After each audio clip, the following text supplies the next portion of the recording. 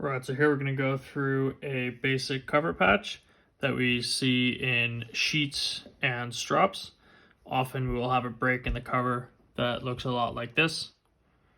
We'll have worn through or chafed or pinched cover that is broken, and then whatever the core material comes out here. So the easiest way to pull this core material back in, which is where we start, is putting it on a winch, pulling it tight, and we are going to cheat here and use the ends.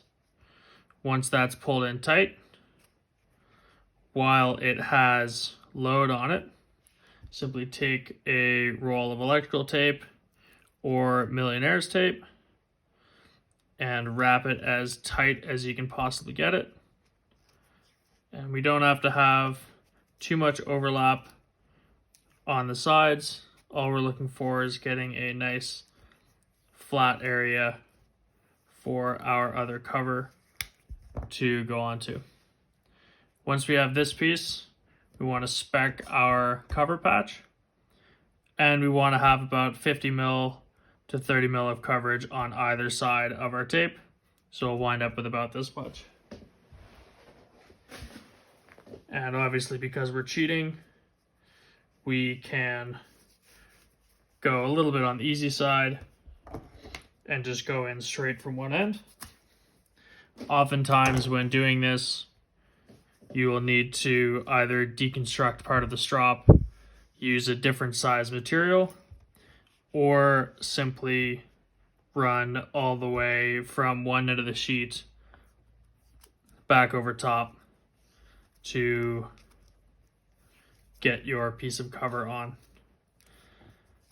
And while we're doing this on a piece of Dyneema, we can also easily do this cover patch on any piece of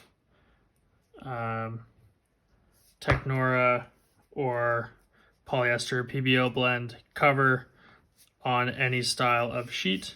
The only place it doesn't really work is on something like a runner tail, because the loads are too big to see to be able to have this weak spot in here. When we do this, we have two options of covering the end of going through the end. We can either go in through the side and leave a flap, or we can go straight in from the end. Either or is fine, because we're going to completely pull out all of the strands. So it doesn't matter which style we use, because we never bury a flap like this into the cover, as it will always create a hard spot and a bump, which reduces the strength that we have available. So we're going to do this a little bit of a cheater way and simply go for a short bury on the ends. We're going to do the vast majority of this freehand, and then we'll put down a little bit of tape to keep all of our lines nice and square and keep things tight. So we're going to pull out all the cover like this until we have enough strands to be able to get a nice bury. This should be enough. Slide it back and find exactly where we want to have our bury start. You can simply put a needle through, slide the cover back over, take the needle out, mark it, and put one tight piece of tape down so that we have all of the strands ending on one plane, and we can cover it a bit easier with our whipping. So we have our strands ending here, and if we have any high spots, just go around with the fid and pull all the strands out till we get to a nice 90 degree, and we can keep this tape on while we're burying the strands and clean it up once we get to the whipping point. So from here, we're going to divide into 3 groups. Very arbitrary, just make sure they're vaguely in the same size group. Something like this works just fine. Take our first group of third. We want to stagger these by about 1/3, so we go down for the deepest first. Leave a little bit in the end so we can still manage the strand tension. Fit in out about where we want to have the strands go in.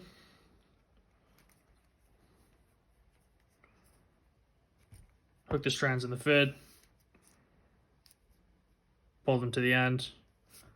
Pull them in the cover.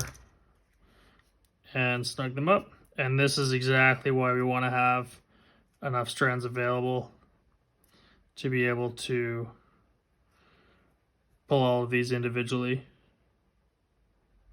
So we get a nice even tuck. And if we pull an extra one in, just take it out and put it in with another group. Same here. Divide these into two. Step down for the taper. Go in. Exit about in the middle. And pull them in. Always use a pulling fid for these jobs. It is not possible to do this nicely with a Selma style pushing fid. Pull them in. Third group, one more step down, out in the middle. It's very important with this that when we go out, we make sure that where all of the cover is going into the base rope is in the same plane circumferentially around the rope, so it's easier to manage the tension here as well as cover it with a whipping. Pulling our tape off, now we can pull the cover down, pull out any slack, and when we pull the slack through, we want to take these individually and pull them all up to make sure that the cover going into the cover has no loose spots that can poke up through our whipping, and also give opportunity for individual strands of the cover to move later and create a weak spot for the whole thing. Go around to all three and do that step to make sure everything's nice and tight and equal. And then we can take our whipping twine and lock it up. This is one side done. And once we have a finish on this side, simply pull down the other side of the cover, get as much slack out as we can, tuck and whip it. And also remember that this is a patch and we'll never be able to get everything as perfect as we want it to. Just like this. Because of all of the constraints that we have in making a repair and not building something new. Particularly in large sheets like the Volvo style that are built with splices at each end. It's not possible to get the right size cover over, so we have to do what we can. Pull it tight. We want to get all of this slack out of the cover, find which strand is loose, and pull tight on that strand. Go from the back end if you have to. So we grab this guy, make sure it's all nice and snug. Same for this guy.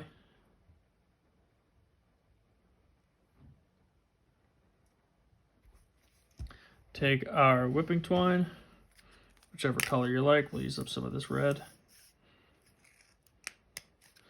Make sure you have stuff that is thick enough to actually cover all of the stuff, all of the area that we're using. Want to go through the middle of it twice to anchor the end. And we're always going to go from the top cover down towards the base cover to be able to keep our tension. Take the needle off, and we want this to be quite snug. This one's going to look quite bad because it's an example core and none of the dimensions are correct. But we want it nice and snug because this will probably be interacting with the thing that chafed the rope in the first place. So we want to make sure we don't give whatever that thing was any more opportunities to put more holes in our rope. And it should be noted that if you have a situation where this chafes through again, don't put two repairs over top of each other. Simply pull the first repair off and do another one on top. Now we want to enter on the opposite side of our first entrance. We don't want to enter on the same side because it makes our finish more difficult. Put our needle back in, make sure everything's nice and tight. We go in from the opposite side of this at 90 degrees. Make sure that we're exiting as close to the whipping as possible. And we want to go back and forth twice each side, staying at a nice tidy 90 degrees, entering and exiting with the whipping on each side.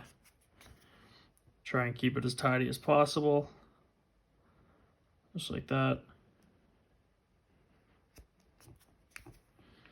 We get 2 on one side and 2 on the other.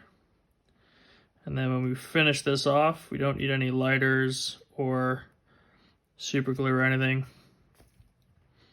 We simply tie 1/2 hitch around this side, like this. Go underneath with the needle, making sure we don't grab any threads to make a 1/2 hitch.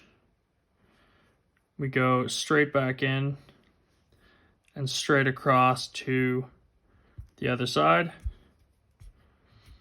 When we pull this one in, it disappears inside the knot. And then one more on this side, same. Going underneath both strands, make sure we don't grab anything.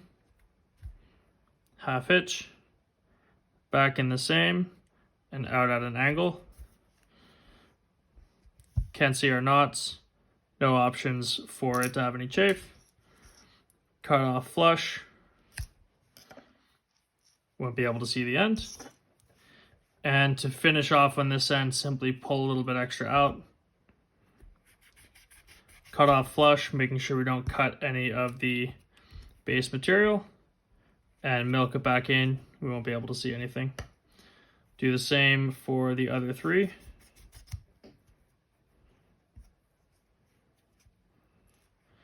And because we've already done the correct offset in putting these in, we don't have to do any tapering on the edge, and it automatically tapers itself going in.